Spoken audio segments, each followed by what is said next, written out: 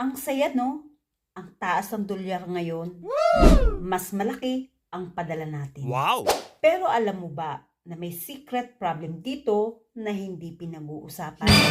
Hindi 100% good news ang mataas na palitan. Real talk.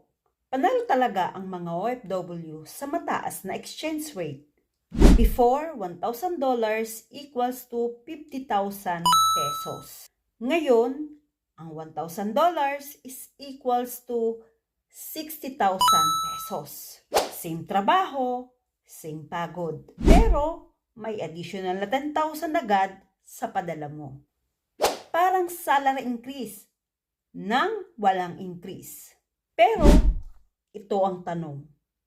Napapansin mo ba na kahit malaki yung padala mo, ay kulang pa rin? What? Kasi habang tumataas ang dolyar, tumataas din ang bilihin sa Pilipinas. Mas mahal ang pagkain, kuryente, pamasahe, gasolina.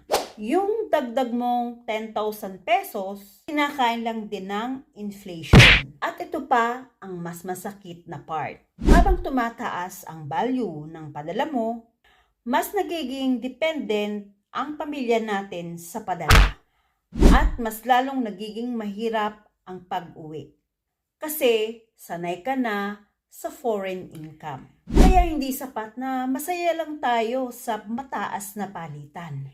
Exchange rate is an opportunity. Hindi ito forever advantage. Dapat ginagamit natin ito para mag-ipon, mag-invest, mag-build ng passive income. Para darating ang araw, hindi na kailangan ng mataas na dolyar para mabuhay ang pamilya mo.